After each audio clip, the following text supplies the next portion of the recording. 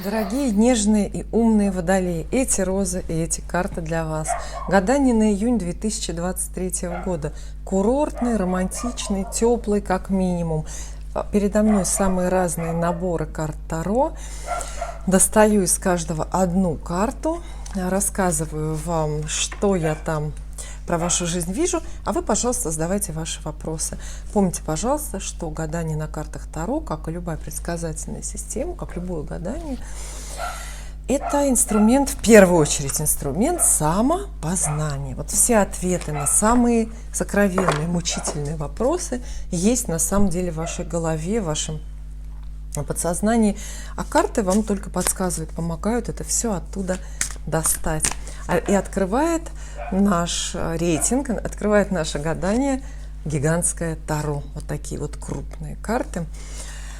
Я не знаю, как вы думаете, можете написать, кстати, если у вас есть мнение на эту тему, как вам кажется, вот размер карт, формат карт как-то влияет на их, ну там, не знаю, поведение, на их характер, на правдивость предсказаний. Вопрос не такой праздный, как может показаться. Итак, одна карта для Водолея. Королева жезлов. Видите, сразу о работе. Вы, может быть, отдохнуть хотели или на свидание сходить. Да, королева жезлов. Это самая главная карта, по секрету вам скажу, в колоде Таро, которая обещает новую работу. Но тут под работой вы можете что угодно подразумевать. Для кого-то это в буквальном смысле возможность найти новую занятость, новую должность, новую вакансию, новое место. Но работа бывает и другая. Работа бывает и какая-то волонтерская, безвозмездная, да, кто-то домашним трудом занят и угнетен. В общем, вам будет чем занять руки и голову. Вы будете заняты, вы будете работать, вы будете делать это с жаром, со страстью, с большим каким-то энтузиазмом. Карта может обещать и открытие нового бизнеса. Также королева жезлов – это, безусловно, персона. Это женщина деловая, которая к вам относится, лично к вам относится скорее нейтрально. Королева жезлов – это какая-то знакомая, коллега, может быть, подруга, с которой вас именно объединяют дела. То есть это полезная женщина, но не полезна она не тем, что деньги дает. Деньги, там другие персонажи в колоде есть для этого, да? А вряд ли она выступает инвестором. Королева жезлов как раз-таки это женщина, которая за собой куда-то ведет. Понимаете, вот она, например, сама идет на работу куда-то и вас за собой прихватывает. Есть у вас такая какая-нибудь огненная подружка с прошлой работы, да? Такая активная, деловая, боевая. Вот. Это женщина, за которой можно пойти, от которой можно получить советы, от которой можно услышать вдохновение, от которой можно зарядиться энергией. Первый ответ на все ваши какие-то вопросы. Кстати, вы знаете, что эта карта может описывать и ваш портрет. То есть это ваше, отнесем ее, например, на счет вашего первого дома. Это ваш портрет, ваше самочувствие, ваша внешность, ваши отношения с собой и с миром. Карта очень энергичная, вы полны энергии, вы полны желания отличиться, вы наряжаетесь, много и громко разговариваете и вообще увлекаетесь разными, там, не знаю, полезными, карьерными и бизнес-делами. То есть, видите, у нас расклад начинается с дел, с карьерой, с разных интересных социальных вот этих вот взрослых проектов. Я думаю, что это начало. Начало это очень хорошее. Вы тоже так подумали? Да, если прям ответ нужен, когда я найду новую работу, вот он, в июне. Вот это просто очень. Далее это от Таро. Вот такая редкая колода у меня есть карты с очень четкими такими графичными иллюстрациями и такие же четкие, немножко жестокие ответы они дают на вопросы. Поэтому я их в личных гаданиях, персональных почти что не использую. Только в общих. Зачем мне жестокость в личном разговоре, да, с хорошим человеком. Итак, одна карта. Тоже задавайте свой вопрос. Намного лучше будут результаты для вас. Так. Ох, и девятка кубков. Любовь. Вот она просто так называется, знаете. Любовь, достаток, изобилие. А также застолье, пирушка. И вот здесь она не зря, вот видите, я же все заранее вижу, все заранее предсказываю. То есть экстрасенсорные возможности мои велики. Без ложной скромности, да, сказала я вам, что какая-то ваша подружка, хорошая знакомая, добрая знакомая зовет за собой на работу. И здесь вот девятка кубков описывает любовь многих людей. Она говорит, что вы в июне будете окружены любящими, любимыми людьми. Эта карта обещает большой эмоциональный комфорт. Даже если вы выходите, например, на новую работу, вот есть эта девяточка, то вас коллектив принимает как родную. И вы чувствуете так, как будто бы вы жизнь там провели, как будто вы там, ну просто вот... Это ваш родной дом. Очень хорошая карта. Она вот описывает, знаете, такое очень простое, понятное, бытовое, хозяйственное изобилие. А в определенном смысле достаток, хотя в основном он идет по эмоциям. То есть у вас будет время отдыхать, начнем с этого. У вас будет время, вернее, будут деньги тратить, чтобы их тратить не только на необходимое, да, в режиме жесткой экономии, но и эмоциональные траты. Вот это, по этой карте, например, мы покупаем подарки и что-то лишнее, такое ненужное, вроде яйца Фаберже, покупаем себе или кому-то в подарок. То есть, понимаете, да, вот карта такая прогулочная, она очень застольная. В классических колодах на девятке кубков изображают именно застолье. Люди, которые вот рады друг с другом за одним столом оказаться, вот и так далее.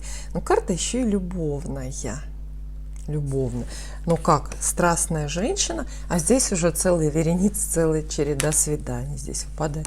По-моему, начало месяца, начало гадания очень даже такое хорошее, хотя не совсем водолейское, понимаете, да, все-таки масть это немножко не ваша. Может быть, вы стремитесь к чему-то другому, а здесь вы окружены друзьями. Можете бизнес какой-то с друзьями затеять. Далее, испанское таро. Испанское таро.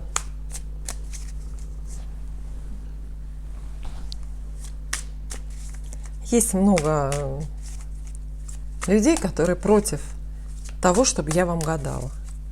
Вы видите их и слышите.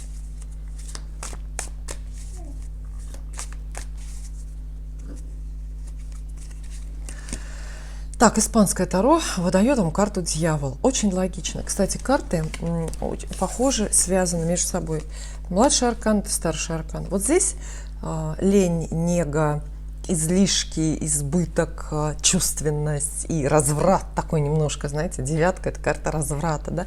Ну, дьявол вполне логичное продолжение, то есть, может быть, следите за тем, чтобы ваши вот эти хорошие эмоции, чувства или дружба, или любовь, чтобы это все не перерастало, ну, в зависимость какую-то, да, чтобы карты, когда вместе выпадают, они все-таки предлагают соблюдать меру, чуть-чуть тормозить. И говорят, что хорошего должно быть в жизни много, но все-таки не бесконечно. Какие-то здесь должны быть границы. Ох, карта с пугающим названием «Дьявол», конечно, она иногда такие страшненькие ситуации предсказывает, но здесь в общем гадании она, в общем, денежная, тоже денежная, очень изобильная. Приходят деньги, очень разные ресурсы в вашу жизнь, но будьте осторожны. Те же самые деньги с дьяволом, что называется, пахнут. Вот есть выражение хорошее: деньги не пахнут, да? Но люди с принципами говорят: нет, все-таки пахнут, попахивают. Да, вот считается так, что большие крупные денежные суммы в жизнь водолея приходят. Дьявол искушает большими деньгами, даже, может быть, большими, чем вы ждали, чем заслужили. Но какой-то и сомнительный выбор есть. Надо чем-то поступиться, надо чуть-чуть себе не понравиться, там, Не согласиться с чужими принципами, например, а не с собственными. Вообще, худшее значение карт – это попадание в капкан, в какую-то западню, потому что, видите, у наших героев веревочки на шейках висят. Всегда на этой карте все опутаны цепями, канатами какими-то. Это попадание в зависимость. Вы можете попасть в определенную зависимость эмоциональную, долг, например, эмоциональный, личный какой-то. Я вот очень хорошо вижу, о чем карты хотят вам сказать, что получится. Когда хорошие отношения между людьми, такие сильно доверительные, оборачиваются своей вот этой вот темной стороной, да, когда это на работе происходит.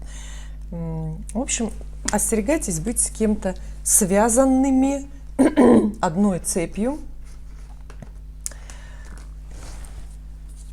Остерегайтесь давать обещания и клятвы в это время. Далее, царское таро для Водолея. Но интересный месяц, интересный.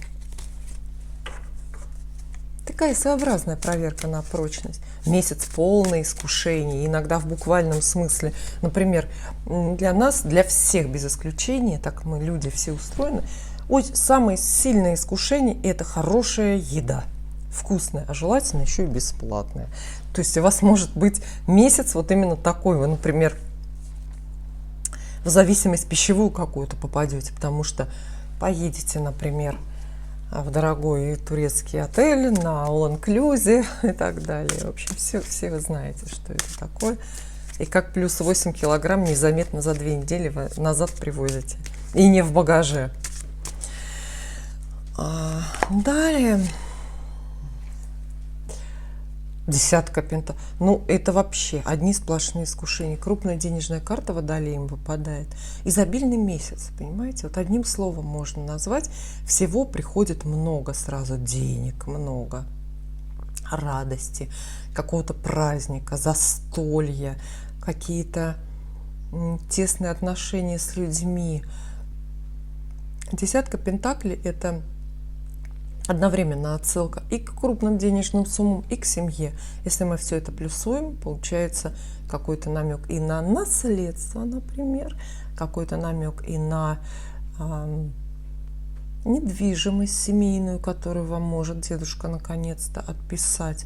В общем, вполне себе можете крупно, вот за счет рода, за счет каких-то родовых ресурсов разбогатеть. Это иногда вот напрямую бывает, да, когда вам дарят квартиру, например, или там вы наследуете ее. А иногда это довольно там запутанная схема, как-то это опосредованно, но все равно в одной точке у Водолеев сливаются, да, сходятся деньги и семья, или семейные ценности. Кстати, заметьте, что я про любовь как-то мало говорю, хотя карты про страсть, про близость и про общий дом, и, может быть, про семью. Давайте тогда последнюю карту я вам достану. Именно она будет про любовь. Потому что я проигнорировала по привычке, знаете, эту тему. Я ж об этом-то не думаю. Так. Конкретно Водолею про любовь.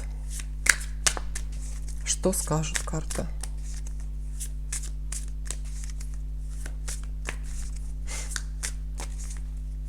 Задали вопрос? Угу. Ну, они скажут. Рыцарь жезлов. Портрет мужчины, хотя скорее молодого человека. Считается, что рыцари – это относительно все-таки молодые люди. Причем молоды они именно по возрасту, по паспортам. Тут можно поспорить, потому что может быть, этот человек как бы молодой для вас, молодой в смысле новый. Ну, то есть новые отношения, новое знакомство, новая какая-то история, новые, свежие, не испытанные, не избитые разговоры, например, здесь идут. А в любом случае рыцарь жезлов – это страсть, это страстный мужчина, который где-то рядом с вами присутствует в этом самом июне. Так и должно быть, да? Ну что за июнь без свиданий, без прогулок под луной. Полнолуние, кстати, 4 числа будет. И Это человек, который появляется, чтобы удивить. Очень часто говорят, прямо вот я вижу, очень часто настаивают на том, что вот рыцарь жезлов или король жезлов, как вот он появился, так же он и исчезнет стремительно и быстро, и не ждите, что он в вашей жизни задержится. Но жизнь показывает, что иногда они остаются, да? То есть вот эти вот герои по жезлам, они как падающие звезды. Мелькнуло, оставила воспоминания, и все. Ну, не знаю, звезды что же куда-то падают. Куда-то же они падают. Где-то же есть этот овраг, наполненный упавшими звездами. В общем, смотрите, да, новое романтическое. Хотя не романтическое, скорее страстное знакомство. Карты вам обещают. В целом месяц изумительный. Общие советы какие? Ну, празднуйте, празднуйте, потому что у вас предполагается один просто сплошной какой-то праздник. Есть темы, поводы, что отпраздновать тут. Назначение на новую должность, например, наследство получили. Ну, как не сходить в ресторан-то? Ну, как близких-то не сводить на эту тему? Спасибо, дорогие водолеи. Я желаю вам удачного июня. Спасибо, что мы по-прежнему вместе. Увидимся.